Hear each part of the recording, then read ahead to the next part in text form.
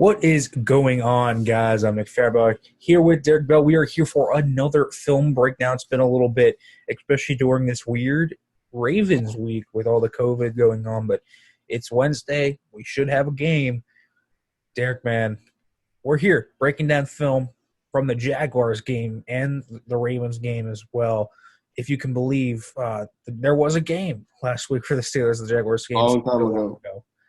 ago. But we do have some clips from the Jaguars game that we do want to highlight.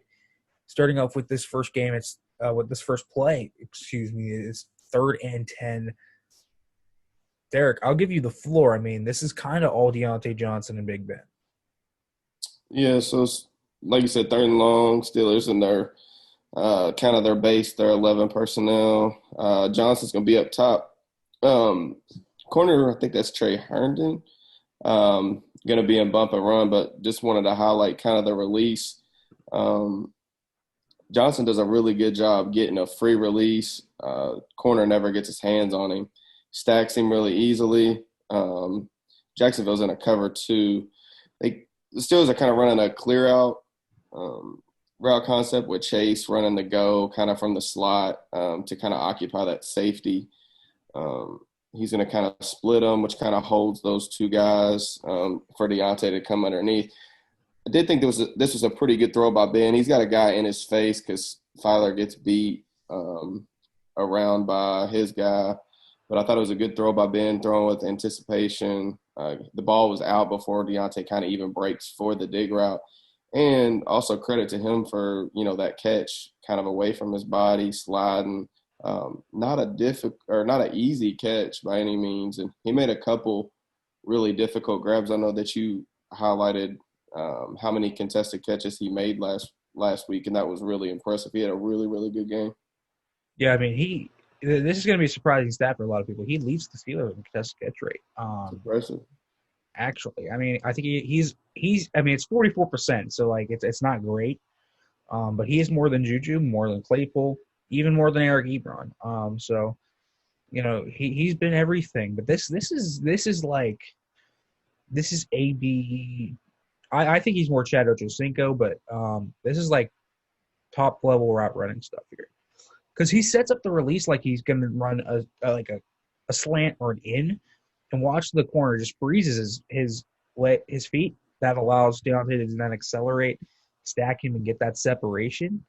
It's all about the release, and Deontay's kind of a master guy off the line, and he kind of sets up this release all game, and that's why you see this guy kind of just go everywhere because he's expecting Deontay at that point. I mean, he's got he's pretty much right up on him. It's not but a slight inside shade. So he's thinking, okay, Deontay's trying to attack the inside hip, but Deontay actually is attacking outside, gets him to stop his feet as a result, and he just can't catch up to him. I mean, Deontay, he's just super efficient. This is a really efficient route and release combination. The timing stays intact. Ben makes a really good play. The only negative I'll point out about this, it's not even Deontay or Ben. That's a really good route by Ben. I just don't know why Filer doesn't react to the looper late.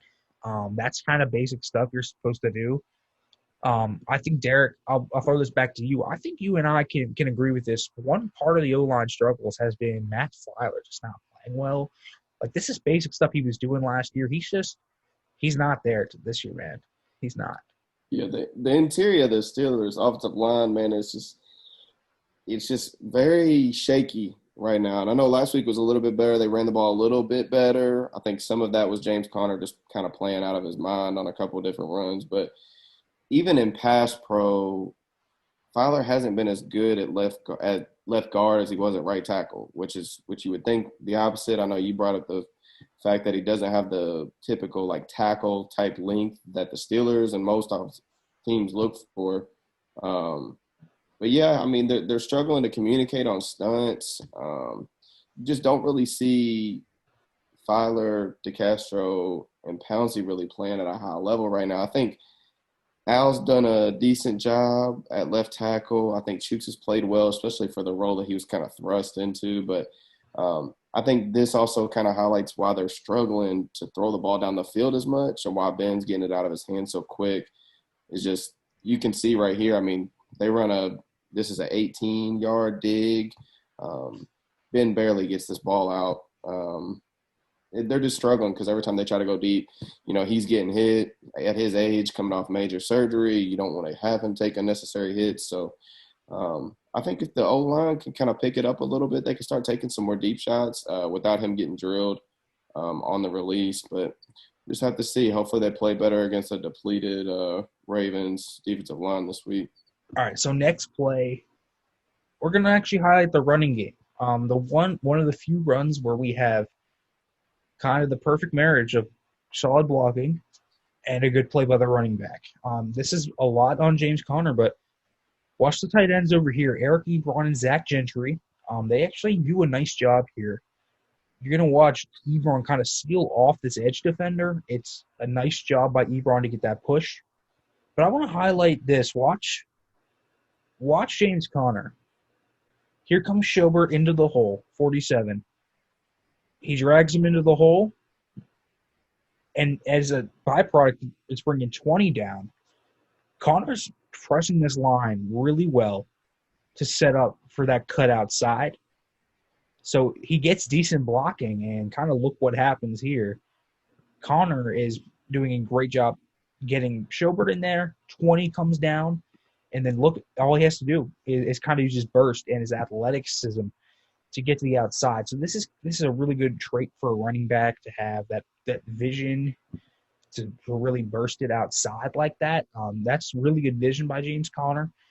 I know that's kind of been under fire in recent weeks, his vision. He's been trying to make too much happen. This is perfect job by James Conner. You could not draw this up any better. The interior gets a little messy because Villanueva gets stunned back into Filer, but they hold their stuff long enough. Ebron and Gentry seal off that edge, and then after that, it's just Conner using his speed and his short area burst to really break this one. And the pretty bad angle by the deep safety there to give Conner about 5-6 more yards. So kind of everything you want in a good running play, which is not something we can say, huh, Derrick? Yeah, that's very rare. It seems like, especially this year, but was encouraged to see Zach Gentry get in there and get a couple reps and hold his own. I mean, you mentioned Ebron kind of getting that seal too, but I thought Gentry was pretty good at the point of attack right there, taking on the edge guy. The Steelers like running out of these heavy personnel, the two tight ends, the extra offensive lineman with Gerald Hawkins. But everyone keeps asking, what's wrong with the run game? Well, it's never just one thing. But I think I've been pretty consistent about saying that I don't think it's mostly James Conner. I think it's more the offensive line. But I do think you saw last week James just playing better and making some plays outside of structure, pressing the hole, bouncing stuff outside, kind of unlocking those bigger chunk plays just by making things happen on his own. I think that's really the key. James is a good running back. I think if you give him some blocking and at least let him hit the hole or get to the line of scrimmage before he's hit, you're going to have some success. So hopefully, like we hit on, hopefully this is going to be a sign of things to come this week. The Ravens are absolutely depleted up front. If the Steelers' offensive line cannot dominate this week, they might as well just throw the run game out the book, completely out of the window for the rest of the year, because they're not going to see a front like this the rest of the way, especially not next week. They got Washington. Washington has one of the best fronts in the league already. So be a good test these next, 12 days or whatever with 3 games to see if this running game is going to even be able to provide anything for this, kind of stretch run. All right, so let's go to our last Steelers play. We're going to highlight one of my favorite videos and plays of the week. Let's talk about this Terrell Edmonds' second interception, because this is kind of a big week for Terrell Edmonds. We've been waiting for the splash play. 2 picks on Sunday. I'll give you the floor, Derrick. Break this down. Why does this work so well, and why is it such an impressive play by Terrell Edmonds? They get a young quarterback here and a little bit of a problem because they do a good job disguising this. Mike Hilton's actually going to take the deep third, and Evans is going to come down as kind of the robber in this inverted look. Makes a great play on the football. I mean, that's a crazy catch, especially for a guy that's, we've been saying has absolutely no ball skills. I mean, we've kind of pointed out that he's played better over the past couple of weeks, but he's playing really well right now, and it was really just it was heartwarming almost to see him finally break out and have a couple turnovers. But really good job on him keeping his. He's got his eyes in the backfield, but he's in the right spot. Gets the ball thrown his way and takes advantage of it. We've seen that him be in the right spot a lot of times, even in zone coverage and man coverage. Oftentimes, last year even wasn't locating the football well, wasn't playing through receivers' hands. We've seen him do a lot better job of that over the past couple of weeks, which is just really encouraging. The Steelers on 3rd and long almost exclusively run cover 3, but what they do, like they do here, they give you different looks. They roll guys down, they'll roll Cam Sutton or Mike Hilton into the deep third. Keeps quarterbacks. Cover 3 is a pretty simple coverage, and obviously it's on tape that they run it exclusively on 3rd and long, but you don't know who's going to be where. So for young quarterbacks, it's hard for them to kind of diagnose that and really process very quickly, and it leads to an interception here. So good call by Keith Butler too. Yeah, and this is Edmonds strictly playing the ball, which is something he just doesn't do often. He's just processing this. I mean, it's really a good job by Edmonds to just make that play. That's a phenomenal play. One of his best of the season. We talked about his lack of ball skills. Everyone kind of did. This shows he has some, man. You have to have ball skills to make this play. This is just kind of everything that we've been waiting for Edmonds. You can pretty much say his breakouts here. He's played really, really well this year. All right, so let's go to the Ravens game. We're going to highlight more from last year since RG3 is playing this game, but let's do one for Lamar because this is a way that they could make an easy pass for RG3 and try to break this open. So this is the big throw to Devin Duvernay down the middle of the field. Steelers are going to come out. I mean, it pretty much looks like what it is. It is quarters. And then you're going to have guys like Nelson. I believe this is Sutton. Kind of just be the buzz flat defender. That's exactly what they're going to do here. And this is just Edmonds. This is on Edmonds right here. He's looking in the backfield straight up.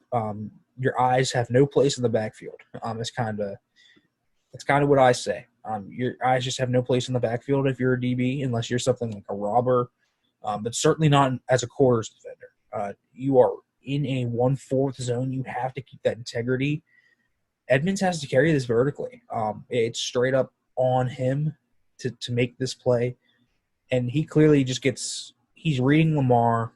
Lamar gets a slight pump fake. Edmonds bites on it, and you can see the result of that. So, we talked about Edmonds having a really good year. He's still having a few gaffes, but for the most part, he's been really good. But this is kind of one of the areas where it's kind of live and learn still for him.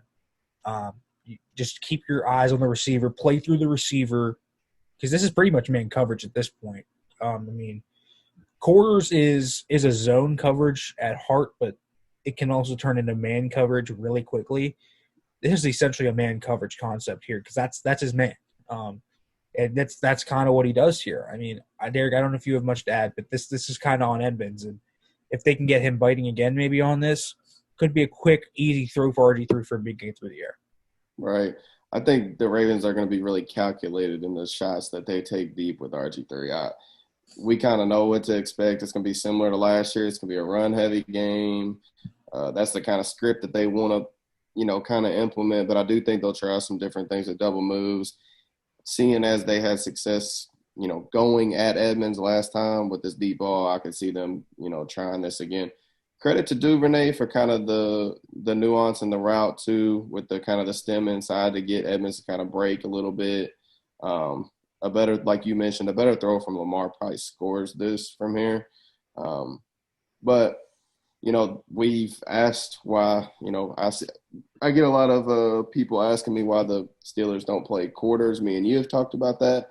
They don't play quarters because they're not very good at it. They messed up a quarters call on 3rd or 4th and long in the same quarter of this game. I think it's 3rd or 4th quarter. of the Ravens game, and they got confused. Justin Lane let his guy go for like 40 yards or whatever. So just not a coverage that the Steelers play really well, and that's the reason why they don't play it very much. So Yeah, this is exactly why. Although this isn't as much of a miscommunication as it's just a functional yeah, error that Edmonds just has to fix. All right, so let's go back to Week 17. Go to the time machine. Week 17, 2019. RG3 played. Gus Edwards was the main running back. That's what we expect this week. We don't know if Dobbins and Ingram are going to play. We know they're probably coming to Pittsburgh, but Gus Edwards is the guy that we're paying attention to. But it's him and RG3. But Derek, break this one down because this is a whole mess for the Steelers. yeah, I've tried to forget a lot about this game. So you get kind of like an inside zone. They're going to motion Willie Snead over and then use him as the puller. The Steelers, as you've seen with both RG3 and Lamar now, they've been kind of doing this mesh charge with the outside linebackers where they pretty much solely shoot at the quarterback. And it's to prevent them from having like a free alleyway to pull, like keep the ball and run with it. And also to kind of contact, even if it's like a little shove, if it's a push on the quarterback every time because they're technically a runner at this point. If TJ doesn't have that kind of responsibility here, he definitely makes this play, in my opinion, in the backfield. But this is how the Steelers have chosen to play this. These mobile quarterbacks like RG3, like Lamar, using this mesh charge. We'll see if they stick with it. Baltimore ran for 200 and something yards in the last matchup a couple weeks ago. Maybe they make an adjustment, go away from this. Who knows? I think you would agree, but good block by Willie Snead. Have no idea what is taking Terrell Edmonds like 3 years to diagnose and fill this alley. But this is 2019 Terrell Edmonds. 2020 Terrell Edmonds is a completely different player. So I don't, we haven't seen very many bad angles from him this year. Like that's an awful angle into the alleyway. But I'll kind of let you talk about a little bit about the defensive line here too, and Devin. Yeah. So this is Hargrave. They kind of just ran into Hargrave and kind of exposed him, which is a little bit interesting. Alualu is not going to have the same issues as Hargrave. He's a little bit more dense, takes on double teams better because this is pretty much a double team at that point, and they just get washed. Hayward gets washed. Bush gets planted into the ground on the backside. But again, it kind of comes back to this mesh charge. If TJ is there, it's Willie Snead having to crack luck on TJ, and then you either have Hayden scraping over top to fill that hole and make the tackle, or you just have TJ beating Willie Snead, which is, you want TJ Watt versus Willie Snead. I don't care. You want that matchup. Mesh charge, it's good because you get a few tackles for losses, but you get gashed up the middle, man. And they got gashed just like this last week, or not last week, last time. They got gashed up the middle. They got gashed around the edge. They ran a lot of outside zone instead of split zone last time to kind of take advantage of it. And, that's kind of what happens. If your D-line cannot hold up and they get washed, and it's against it. This is a kick-ass offensive line that they're facing, and the Ravens. The Ravens like to set the tone up front. I know they're going to be missing their top two centers this week, which definitely could have an impact on this game. But the Steelers are without Stephon Tuitt again, who is one of their best run defenders. So I think you got to just stay disciplined here, and call off the guards a little bit. Sometimes just I love the Steelers' aggressiveness on defense, but sometimes aggressiveness is exactly how you get killed. Right. I also want to point out too, like when we both kind of harped on their inability to stop the run the last matchup, there was no Tyson Alualu last time either. So, and the Ravens play personnel groupings to where the Steelers are going to be in base and some nickel a lot. And without Tuitt, you lose your, a premier pass rusher, but that'll mean more snaps for Tyson. And when Tyson's on the field, the Steelers' run defense is completely different. Like the stats with him on the field compared to when he's off the field are night and day. So I think that could be a big factor this week. That's a big plus, I think, for the Steelers' defense is having him back on the field. Yeah, the key will be when he's not on the field because he's not going to play every down. How do guys like Wormley, Mondo, and Carlos Davis hold up? I think that's going to be the key. Mondo kind of has a little bit of juice that people wouldn't expect. He could play. So this is that. I mean, they are not in their usual. They're in a four-man front. They're not in their usual five-man 3-4 base. It's probably. I'm guessing this is nickel. Just by the looks of it. So you have Jay Wobble out here as a three tech. This is probably going to be Mondo today. I think Mondo it works perfectly in that area, that three tech in the nickel, just because he has that kind of explosiveness on the interior to make it really disruptive. But look, they kind of run an interesting front. So they leave this open because Bush is shooting the gap, and they move Hayward to the zero tech, the straight up nose, and it straight up just doesn't work. I mean, it just doesn't work. So even the D line splits here, it's kind of weird because you know what I mean. Like you have you only have three guys on this The side. numbers game. The numbers game. I mean, the Ravens have six blockers. You have six guys. I mean, if you have seven guys technically with Hayden, but I mean, you really only have six guys. The reason I say you have six guys is because TJ is mesh charging. So you essentially take one guy out of the play with that mesh charge, and RG3 can see pre-snap. I'm giving this to Edwards, and you pretty much have six guys, and one of those guys is a cornerback. And it's kind of what's going to happen. It's kind of what's going to happen. The numbers game is just really bad on this play for the Steelers, and even the front is just off. I mean, it's an over front, but it's really not an over front because it's unbalanced. I don't even know what you would call this front because this would have been their base over front, but it's not. It's a really bad. It's an unbalanced front that they get to shift pre-snap with the motion of Snead, and then he comes. So they shift it with Snead coming backside, and then it kind of just gets blown up the other way because Snead comes back. So it's just a whole mess. It's a whole mess with the Steelers. And man, they just got kicked on all levels on this. So last play here, let's talk a little bit about this one. Another mess for the Steelers. A mesh charge that's not really a mesh charge. You have the linebackers. Everything is bad here. So you're going to see shotgun for the Ravens. It's 3rd and 8, so they're going to spread this defense out. You have a light box. It's only a 6-man box yet again for the Steelers. So good numbers game for the Ravens. They're going to motion Hayden Hurst across the formation to steal off. This is kind of the indication it's going to be an outside zone, but it's a power outside zone combo. This is the play where J.K. Dobbins kind of broke the big one in the first game. But the issue is here that these two linebackers, Barron and Bush, who the Steelers will have neither of this week, Williams Spillane, which is actually a big difference. It's an upgrade as run defense, but you kind of see these guys just key in on that, and it leaves this wide open for RG3 to come right back in. It's really a good play design to get these linebackers to go with it, but the D-line, again, gets kind of washed out. Hargrave can't break this. Hayward gets pushed back. But we talked about this mesh charge. I don't know what the heck TJ Watt's doing. He's trying to mesh charge at this, but it's really a lackadaisical mesh charge, so he really just ends up running himself out of the play instead of holding the point of attack here.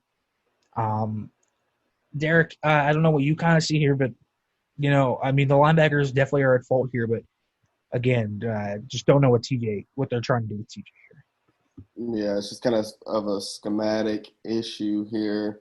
Not sure if TJ's taking an arc here because he thinks it might be a pass play since it is 3rd and long. But like you said, the motion, especially the way that tight end's aligned, kind of off the ball, kind of gives you the inclination that this is going to be a run right here. Anyway, RG3 does a good job kind of being patient. He's kind of going to carry and, read the defense. He's looking to see if those linebackers are going to key on this puller, which Bush just looks like he's a little bit unsure of himself, kind of bouncing around, not really sure of where to go. And I expect this to be, the case this week. everyone I think is extremely confident about this game for the Steelers, and the Steelers should win this game. They're the better team, I think, when healthy, slightly.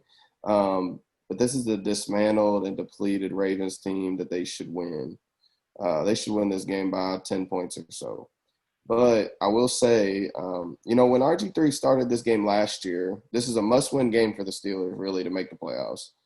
We knew that the Ravens' game plan was going to be very run-heavy. The Steelers knew it, the Ravens knew it, and the Ravens came out and they kicked their ass on the ground. So a little bit concerning to me, even though the players are a little bit different. We got some different personnel too.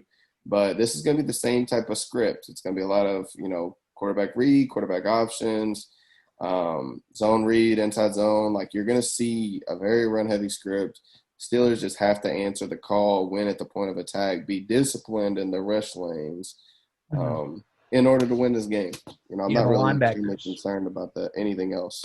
Yeah, the linebackers have to play at a high level. So Vince So too. Williams, I don't think we have any issues with Vince Williams. Maybe they blitz a little bit with Vince Williams on a play like this where he just shoots the gap. I could definitely see Vince just shooting the gap and blowing this up like right away. But you also have Spillane there. I think the X factor this week is Spillane. Kind of watching what he does. I would have no reservations if Spillane is struggling. I would throw Avery Williamson in there. They got him for a reason. He's a really high level run defender. This is a game made for Avery Williamson. So I wouldn't be surprised. I don't know if you would kind of be surprised if we see a little bit more Avery Williamson.